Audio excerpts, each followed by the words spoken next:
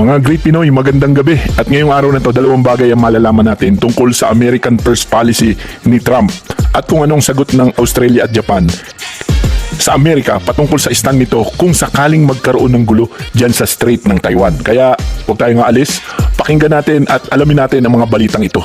Simulan na natin. American First Policy ni Trump. Pabor ba sa mga Pilipino? Dahil may aid ka? Siyempre, hindi. Dahil American First nga. Of course, hindi. Kamakailan lang tinanong ni Trump ang mga bansang Australia at Japan na member ng Quad kung ano ang kanilang gagawin kung sakaling magkaroon ng gulo ang China at Taiwan dyan sa Strait of Taiwan. Makikita nyo sa larawan sa balita ng Reuters, the Pentagon is urging Japan and Australia to clarify their role, what role they would play if the US and China went to war over Taiwan, the Financial Times reported on Saturday. Eldridge Colby, the US Undersecretary of Defense for Policy, has been pushing the matter during recent talks with defense officials of both countries, Japan and Australia. The report said, citing the people familiar with the discussion.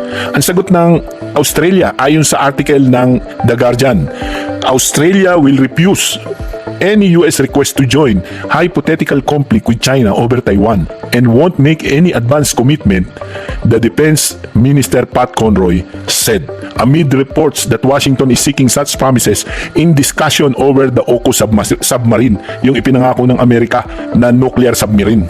The Prime Minister Anthony Albanese also pushed back on such requests, alluding to America's own position of so-called strategic ambiguity on whether the US will respond in a conflict over Taiwan. He said Australia wanted to see peace and security in the region. Ibig sabihin, no commitment at hindi sila interesado. Mas importante sa Australia yung kanilang pagiging payapa. Ayan. At syempre, secure sa region. Economically, mas gusto nila. Ang sagot naman ng ating kaibigang Japan Minister said it was very difficult to answer the hypothetical question of Taiwan emergency. It said any response would be implemented on an individual specific basis in accordance with their constitution and international and domestic law and regulation. So malinaw na wala rin kasiguraduhan itong ating kaibigang mga Hapon sa sagot sa kaibigan nating Amerika.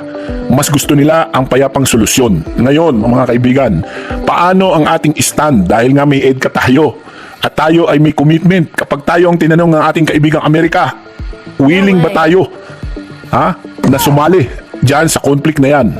Dahil American First Policy ni Trump, o uunahin natin ang ating sariling interes o Filipino first muna?